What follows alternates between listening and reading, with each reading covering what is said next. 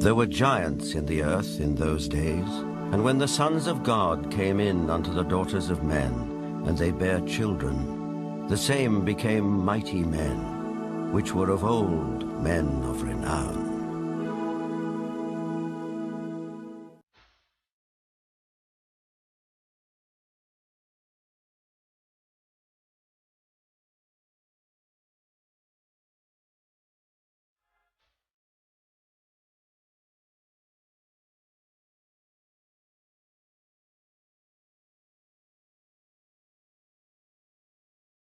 The Maya and Incas of South America believed a race of giants existed on Earth before the Great Flood.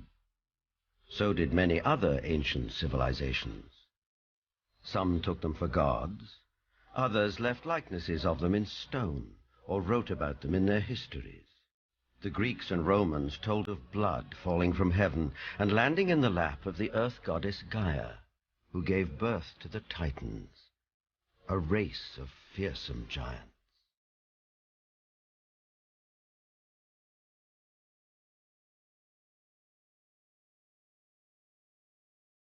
Perhaps the most famous of all was Goliath, the Philistine, one of 5 giant brothers.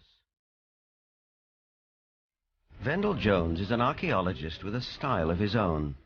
He spent a lifetime tracking down Goliath and the Ark of the Covenant, with which the Jewish holy book of the Midrash tells us the giant made off. Goliath thrashed his way through the Israeli soldiers, ran over and scooped the ark up on his shoulder, slew Pinchas and Hophni, and took the ark back to the camp of the Philistines. It was in this field, 15 miles southwest of present-day Jerusalem, that legend says Goliath was finally slain. Not by a giant warrior like himself, but by a puny boy, David, who, as this 9th century BC tablet indicates, would later become king of the Israelites. David reached into his script. He pulled out this black thing with long leather straps, and he put it on his arm and wrapped it like this, and said, "You have come against me with a buckler and the armor and a shield and a sword, but I'm coming against you in the name of the Lord God of Israel." Then he reached in and pulled out another set of leather straps, but this one had a stone in it.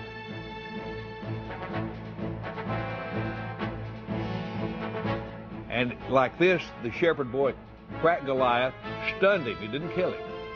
On his hands and knees, David ran over and took the sword of Goliath, this enormous sword that had killed Hophni and Pinchas. And with Goliath's sword, he decapitated him.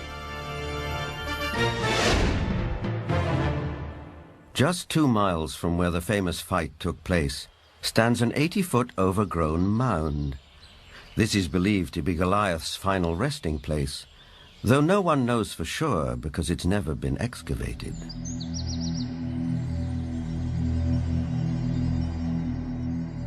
In the American Midwest, there are also many large mounds, which are said to be graves.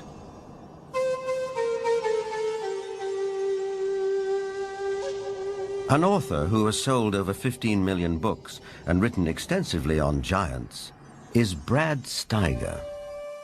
Mass graves of giants were opened. Some of the men 8 feet tall, some of the women 7 feet tall, some records of men 10 feet tall, and extremely large skulls. And extraordinarily, some of these skulls had horns, some had extra rows of teeth, some had other what we would call anomalies, but they were extraordinarily large skulls and extraordinarily large people. A maverick archaeologist who has long been fascinated by legends of American giants is David Hatcher Childress. A number of mounds in the Midwest in America were excavated starting in around 1850. And in many cases, they would find skeletons of people who were in excess of 7 feet tall.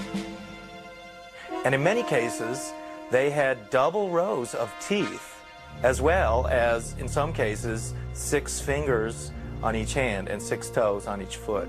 The one that was found in Bridal Veil Falls, California by a group of miners, first they found this wall with very intricate hieroglyphics. They assumed that they were finding gold behind the wall. They broke it down and they found this woman holding a child covered with fur and a strange kind of dust. The same tall female mummified remains have been found in Texas. They have been found in Death Valley. They have been found in other parts of California. These old photographs and newspaper clippings are all that survive of these mysterious giants.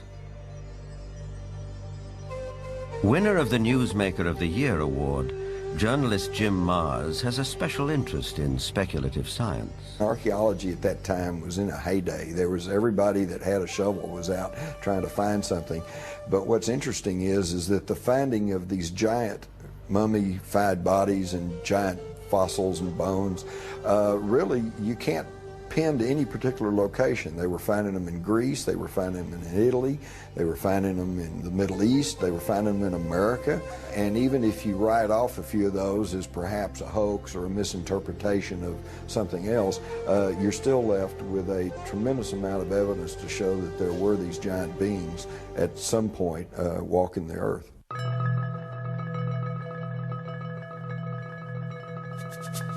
In 1912, ranchers started coming to this isolated cave near Lovelock, Nevada, to dig out bat guano for fertilizer. Inside, a surprise was waiting for them. They began excavating the 10 to 15 feet of guano that was here in this cave. They started discovering some unusual artifacts. They found duck decoys and baskets, other things for hunting and fishing in the nearby lake that's now drying up. But then they made some very unusual discoveries, and those were of red-haired giants that were mummified. These giants were 6.5 to 7 feet tall. In many cases they were mummified, wrapped up like Egyptian mummies, and they had long red hair going down to their shoulders. The ranchers couldn't explain it. It was the strangest thing they'd ever seen. But the Paiute Indians who lived around here knew all about it. In fact, back in 1883, Sarah Winnemucca, a Paiute Indian princess, had written a book called Life Among the Paiutes.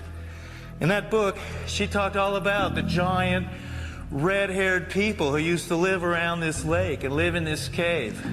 She claimed they were cannibals. That tribe would eat the dead. They would make war on my people. My people went to work and gathered wood to fill up the mouth of the cave. At last my people set it on fire and called out to them, "Give up or you will die." But no answer came.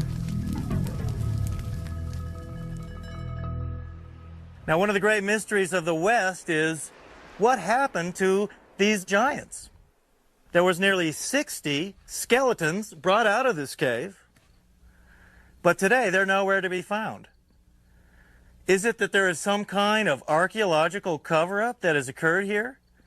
Something that concerns giants?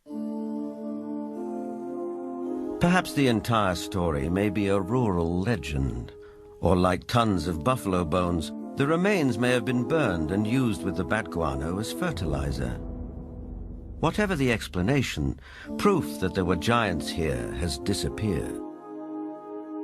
Yet at the same time, tantalizing clues to their existence can be found all over the world.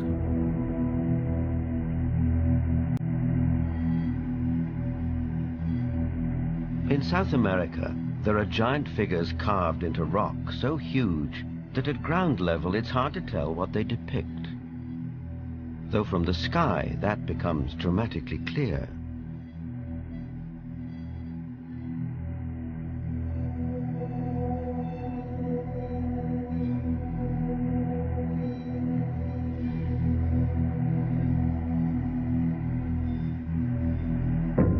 This one in Chile, known as Cerro Unitas, at over 300 feet high, is believed to be the largest representation of a human-like figure in the world.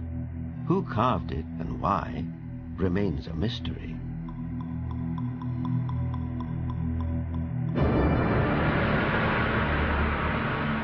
Half a world away, in the United Kingdom, other giant figures stare up into the sky.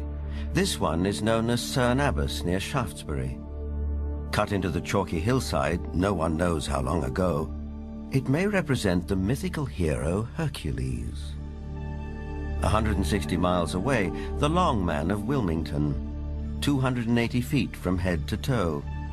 It emerges from the English hillside like a giant god from another era. Britain is crowded with such sites associated with giants. An authority on English folklore and the giants of Britain is Jennifer Westwood. In the beginning, in Britain, it was inhabited only by giants. And in those days, it was called Albion. And after the fall of Troy, a hero called Brutus came here with all his men and decided to conquer Albion.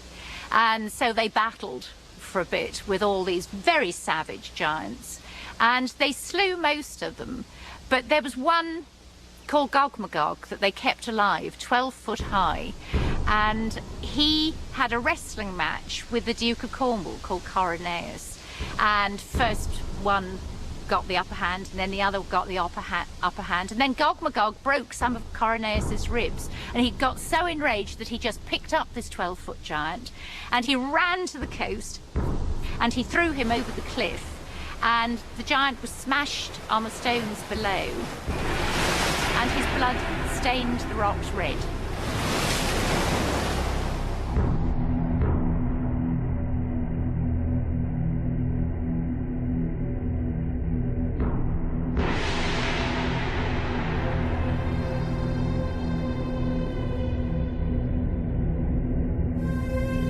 Giants also figure in the mythology of Stonehenge, arguably the most famous megalithic structure in the world. These massive standing stones, the largest 30 feet tall and weighing 50 tons, were erected here thousands of years ago. The early Britons called the stone circle the Giant's Dance and believed giants had built it. Who really built Stonehenge and how they did it are enduring mysteries. Perhaps in the end, we have to turn to legends for an answer. This was somebody in the past with a technology that we don't have, or a magical skill we don't have, creating these things.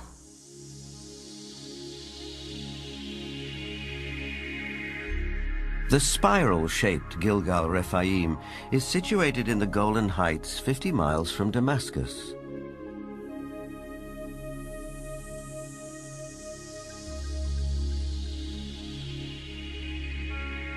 Constructed from an estimated 40,000 tons of loose rocks, it is remarkably reminiscent of Stonehenge.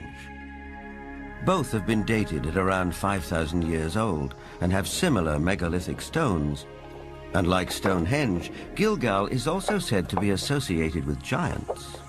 Only in this case, there's biblical text which seems to support the claim.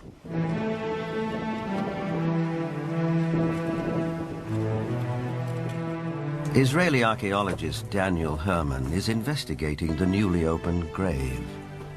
This is a tomb of someone obviously a very powerful man. Look at the size of the stone slabs used. This must have taken an enormous amount of time and effort to construct.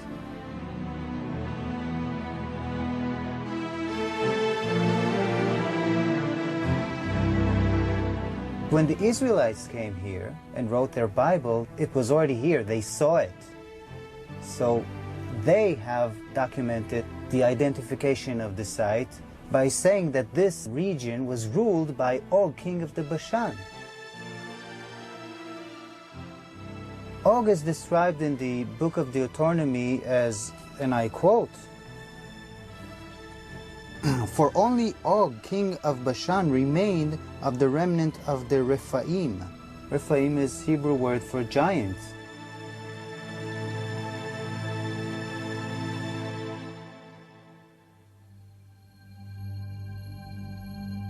The surface of our planet is strewn with gigantic constructions dating back thousands of years.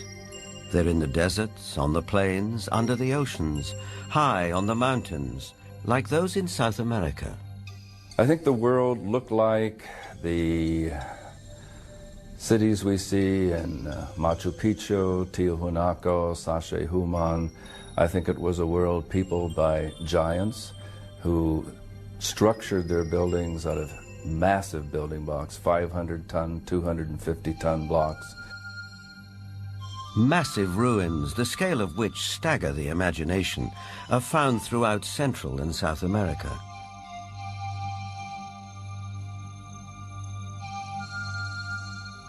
Even a skeptic might be tempted to ask, who could have built these architectural wonders, if not a race of giants?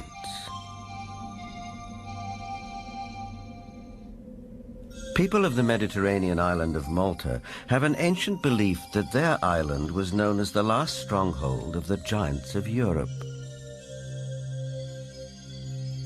An explorer who has made a lifelong study of megalithic structures is the best-selling author of The Eyes of the Sphinx, Eric von Daniken. Malta has gigantic temples. They date really back to the past. Nobody knows exactly, but 5,000 years at least BC. And one of the temple in Gozo still today has the name the Temple of Giant, Gigantia, they call it there. A local legend says the temple was built by the giantess Sansuna. The blocks are so huge, so heavy, that no normal human being could have moved it. In Bolivia, only 30 kilometers from Lake Titicaca, there are gigantic stone platforms all over the place. The largest of it was once 29 meters long. Its weight has been calculated with 900 tons.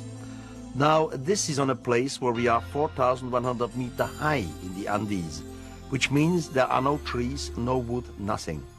It is not possible to transport a 900-ton platform without any wooden rollers. Even with wooden rollers, it would be extremely complicated. So these facts are here. You can see them, touch them, photograph them, but there is no explanation for it. For sure, the pre-Inca Indians, the Aymara, were not able to move it. So what is it? What's the result? We don't know. On many places on Earth, we find structures which could be related or to ETs, to a technology which we do not understand, or to giants. ETs, giants, a secret technology? Believers take it in their stride. Here's the best-selling author of Architects of the Underworld, Bruce Rux. The architects are that race or those races who built all the megaliths in the old world, the pyramids, Stonehenge. They are the people who walked before us, the ones who inhabited this world before we did. We have called them gods. We've sometimes called them giants. They left their handiwork behind, and we have not been able to duplicate it. We've only reached the point now where we can really appreciate it. In Lebanon, 44 miles from Beirut, are the imposing ruins of Baalbek. There is mention of this place in the Old Testament's Book of Kings. Baalbek in particular is a very good example. That has the trilithon. Those are the largest stones in the world ever used for construction. They're so large we don't even know their actual weight. Those stones were somehow quarried, moved 5 miles, lifted 25, 30 feet in the air, and placed together so closely that you can't fit a razor blade or a piece of paper in between them. We have no idea how they did it. We don't have a crane in the world that can lift weights anywhere near what those things are. No one knows for sure, but according to Arab tradition, the earliest temples were built here after the Great Flood by a tribe of giants for the biblical king Nimrod.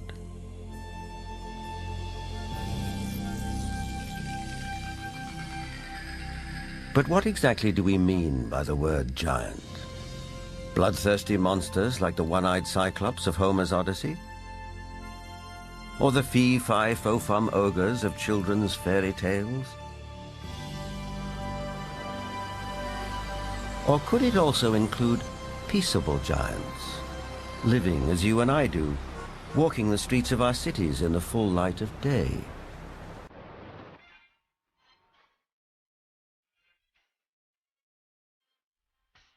There are really two kinds of people who could be considered giants. There are giants who are genetically programmed to be tall, people who are normal, but their genes mean that their genes lead them to be very, very tall. And then there are people who suffer from some kind of a disorder, the most common of which, or at least the most well-known of which, is acromegaly, which is a disease in which there is too much growth hormone produced. And acromegaly has a lot of effects on the body. It not only leads to excessively tall people, but it also leads to potential problems with the skeleton and potential problems with some of the organs inside.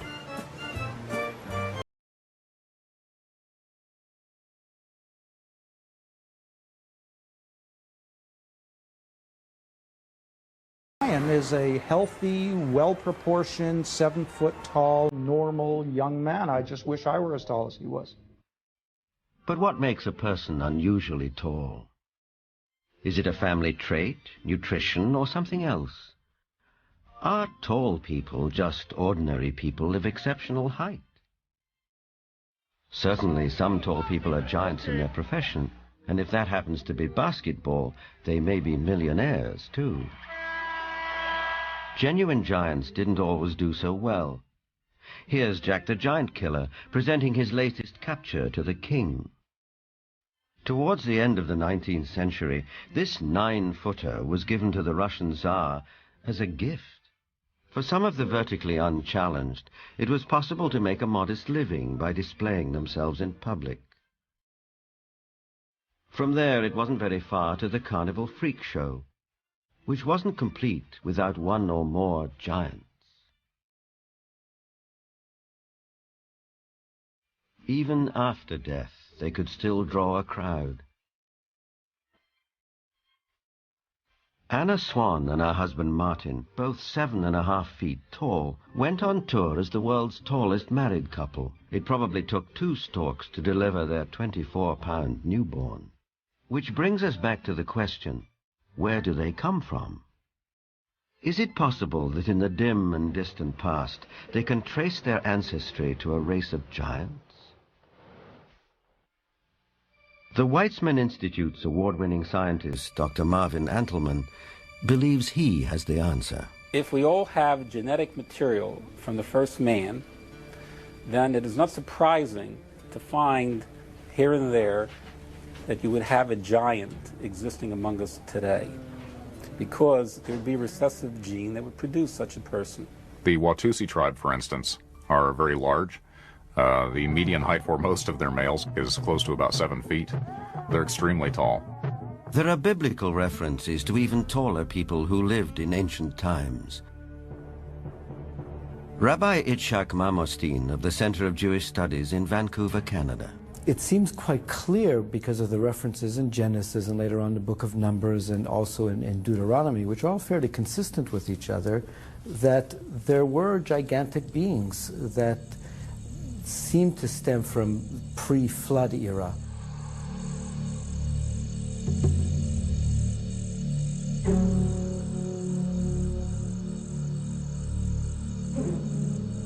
Is it possible that environmental conditions of past ages favored the development of giants?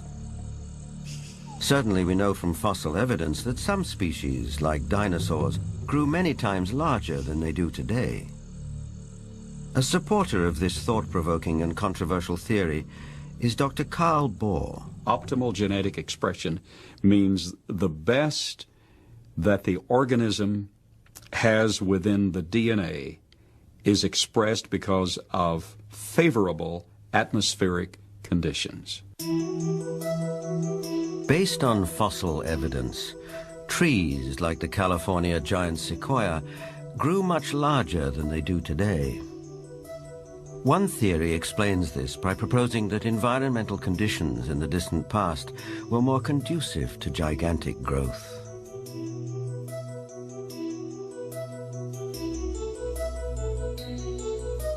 Under these described conditions, plants and animals would live longer, be much larger, and that's precisely what we find in the geologic column, in the fossil record.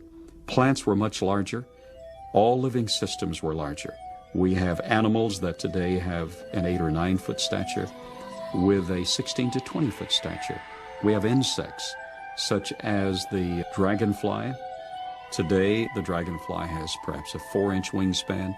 In the fossil record, his counterpart, Meganeuropsis, had up to a 5-foot wingspan. Everything was larger in the past. I'm of the opinion that under better atmospheric conditions, people were living not only longer, but they were taller, much taller. Giants and dinosaurs could not exist today as they did in the past because the atmospheric conditions simply will not permit it. We had a greater ozone layer at the time prior to the flood. At the time of the flood, it was diminished to about 1/7 of what it was at that time, and therefore, life on this earth as we know it no longer has the same life expectancy as it did at the time of the flood. A thinning of the ozone layer means less protection from the ionizing radiation from space, and less protection for plants and animals. Being interested in Earth's original conditions, after 35 years of research on those parameters, I've attempted to reconstruct that context. And in so doing, I've had our engineers build a biosphere that doubles the atmospheric pressure, that increases the electromagnetic energy, that increases the ratio of oxygen, but not to the level of toxicity, that eliminates ultraviolet radiation, etc. And the experiments that we've run have been very gratifying.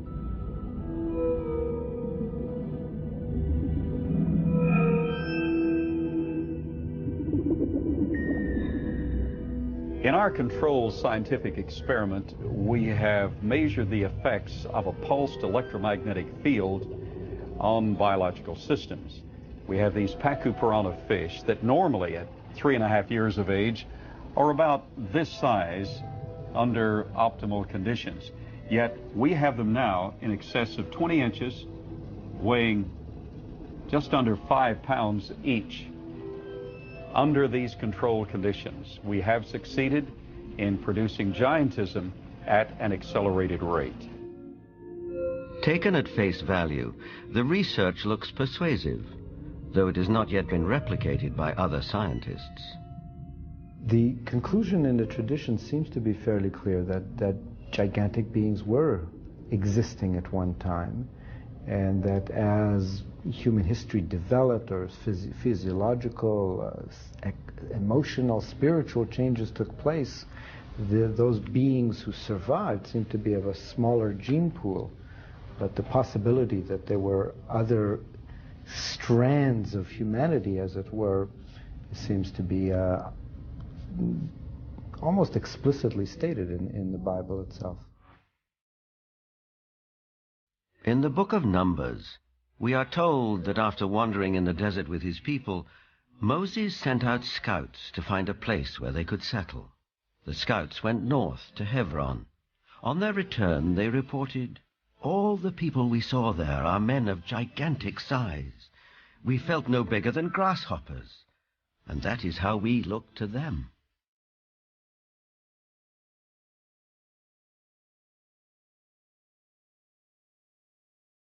The tribes continued northeast to Mount Seir, known today as Petra in Jordan. But that too, as mentioned in the Bible, had been settled by giants. Wherever they looked, it seemed they found the remnants of giants.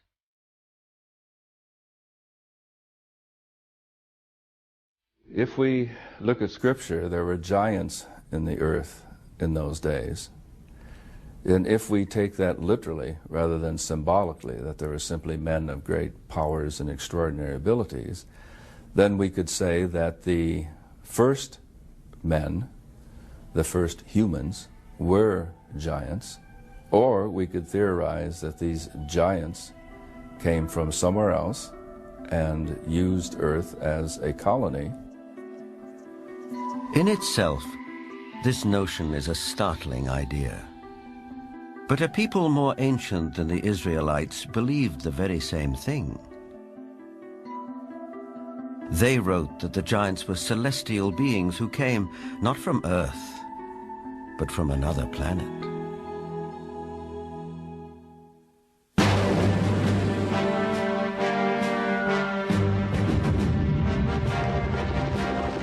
This is the battleground of the Gulf War. We know it as Iraq. In the distant past, several great civilizations sprang up here. One of them, Babylon, was legendary for its wealth and splendor.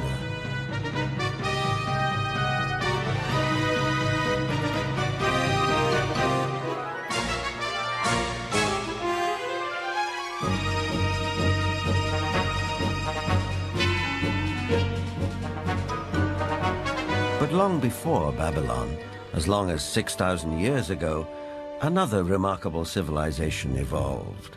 Its people were the Sumerians, who had an extraordinarily advanced culture. Their list of first just almost sounds like a whole list of our whole society. They had the first bicameral Congress, they had the first writing, they had the first school systems, and you know, you just go on and on and on. So you have to ask, well, where did all this come from? And I think that you need to turn to the ancient Sumerians themselves and listen very carefully to what they have to say, because what they have to say, not just in one place, but over and over and over again, is that they were taught civilization by these beings that came from the heavens to the earth. They called them the Anunnaki.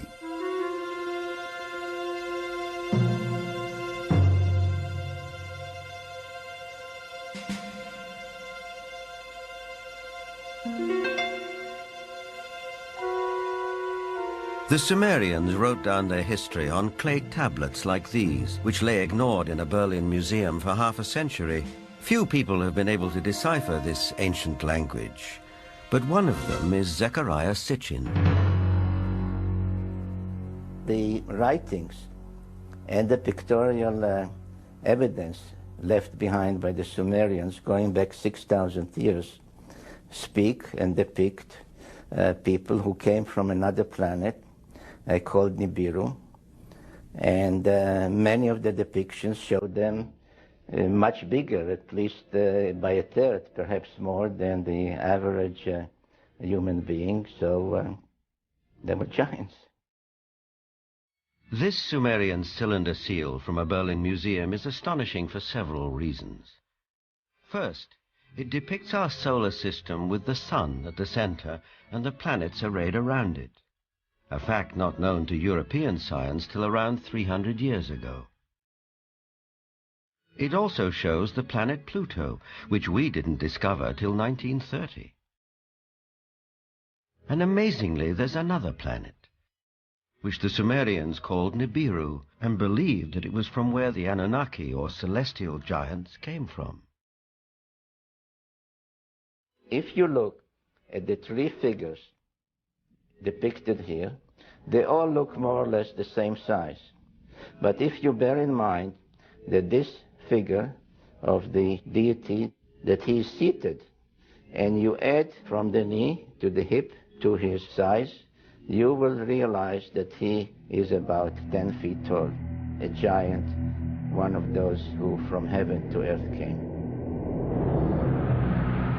Looking for signs of extraterrestrial life, astronomers have searched deeper and deeper into the universe. But all along, maybe they should have been looking closer to home. For it's in our own solar system that a mysterious object has recently been detected, near where the Sumerians placed their planet Nibiru, home of the Anunnaki. For the believers, this is convincing evidence that the celestial giants are real.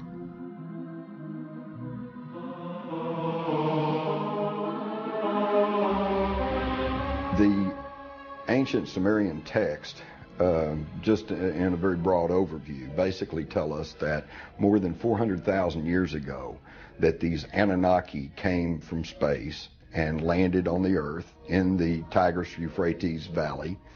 They began to set up a colony that they called Eden. According to Genesis, Eden, or Eden, is where Adam was created from dust and Eve from one of his ribs. Others, however, have a more high-tech version of how human life began. In time, needing manpower, needing workers, jumped the gun on evolution using genetic engineering. They took the sperm of one of the Anunnaki, mixed that with the ovum of a primitive humanoid, probably one of these primitives that we are now finding archaeological remains of in Africa, the famous Lucy. And they produced a hybrid which eventually became Cro-Magnon or modern man. Legend has it that when the Anunnaki came back after several thousand years to see how their genetic handiwork had turned out, they found the Earth females irresistibly attractive. It starts in the Bible. There you can read, in the beginning at Moses, when the sons of the gods saw that the daughter of men were beauty, they took them to wife. Later, out of the body's womb, giants came. So destructive were these titans that the Anunnaki who fathered them decided to destroy them. The apocryphal book of Baruch even tells us how many giants were wiped out. The book of Baruch says, "Then the Lord created the great flood, destroyed all life, which then was on earth, including the 490,000 giants."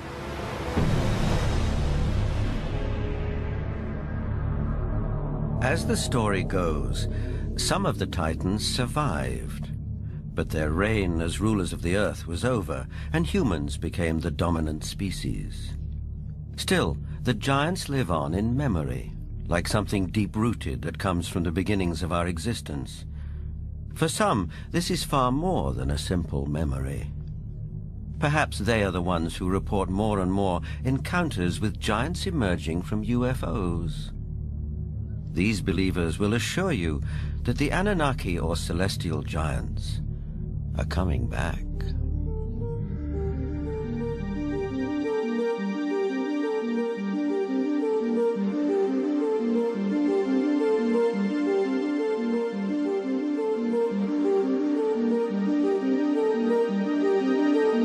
The town of Yatzitz is 25 miles west of Jerusalem.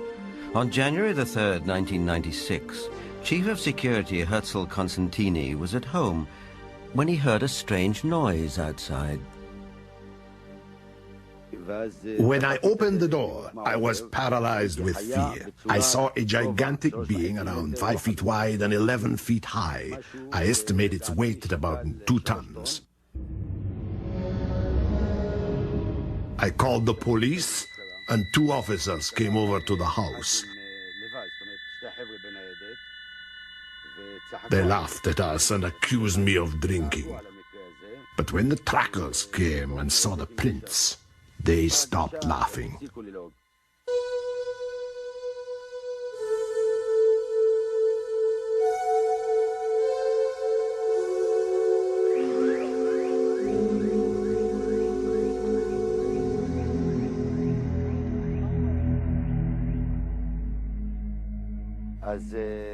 The tracks led right across my field. Many of them were 14 inches deep.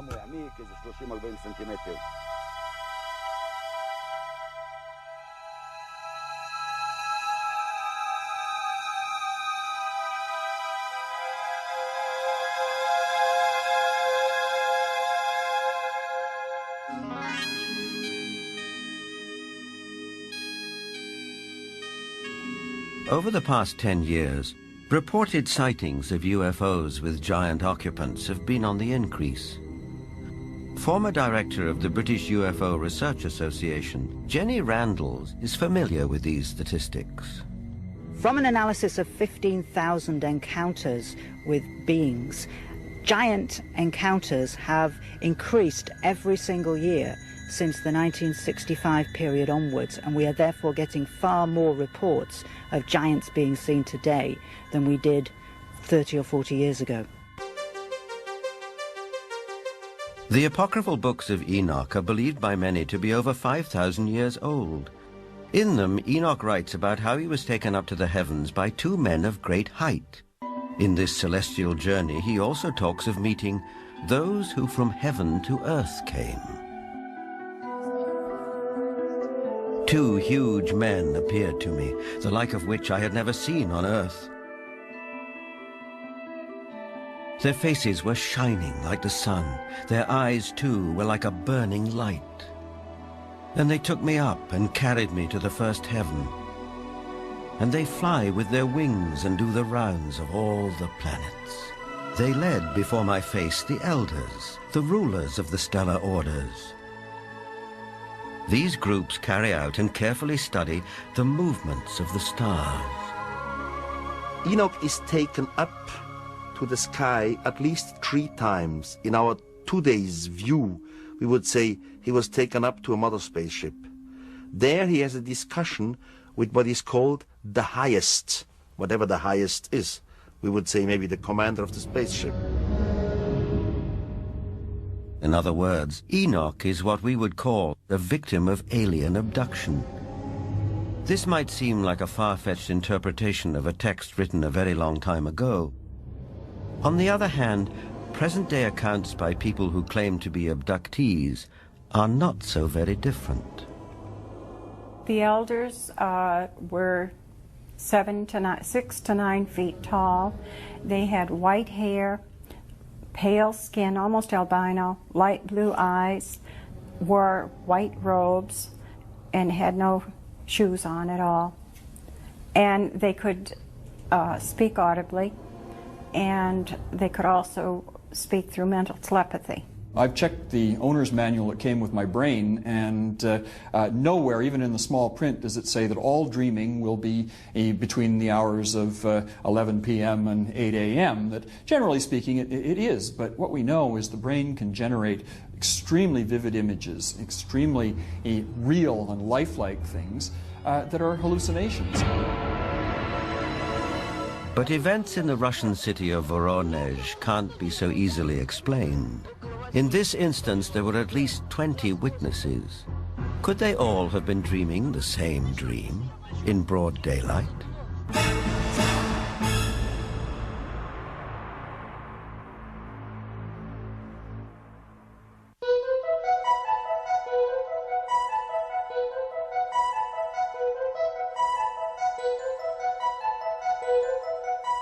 In September of 1989, something happened in the city of Voronezh, 200 miles south of Moscow, which caught the attention of the world press.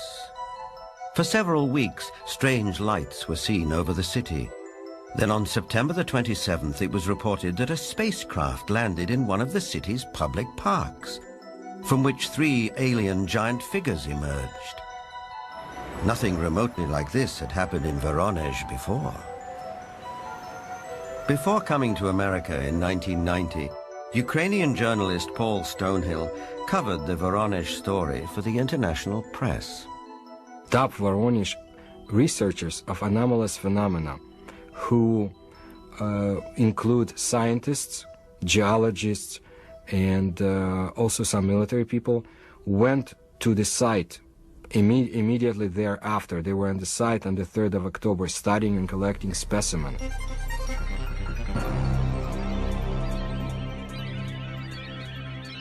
The encounter became a media sensation on national television and in the international press. Не было, ну уже хотя бы потому, что не было до сих пор в Воронеже событий, подобных тем, Drawings of the landings by children who were there capture the event vividly. It attracted the attention of the media around the world because it was effectively endorsed by TASS, the Soviet news agency, who up until that time had certainly not given any credence at all to this kind of story. They had the chance to talk to many eyewitnesses, adults as well as kids, policemen, school teachers, students, scientists who had witnessed similar or even differently shaped UFOs.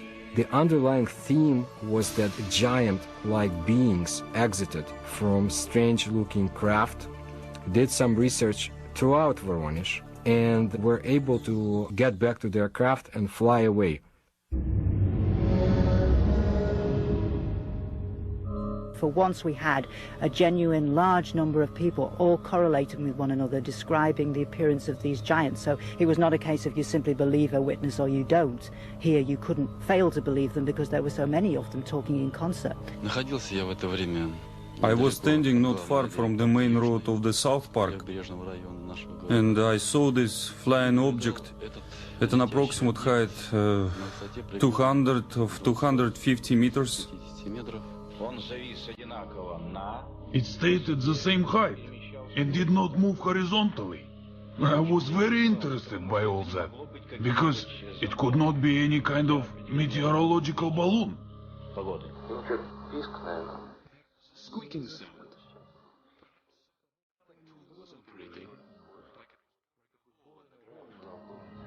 The creatures started coming out. They did not look too much like humans. They were much taller than humans.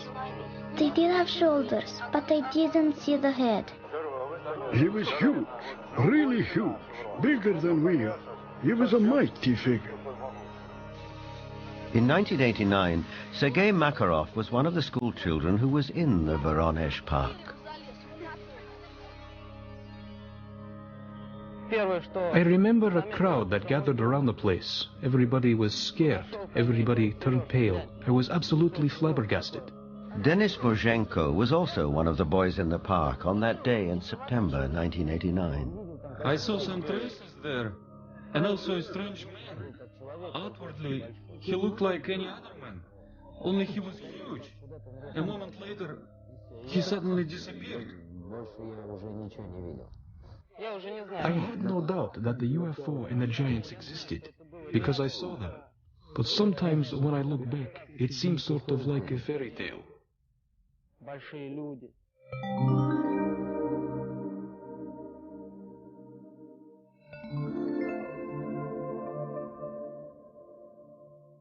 What we're seeing today is very much what we have seen all throughout history. It's nothing new.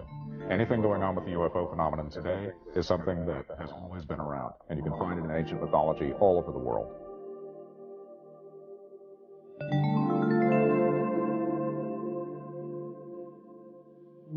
We have the legends, and of course, in some cases, we have cave paintings of giant-looking beings and even footsteps. I would think something was in the past, and this something was much bigger than our normal earthlings. Were they indeed our fathers? They were the patriarchs who came before us, that all the legends refer to, the giants, the Olympians who lived before us.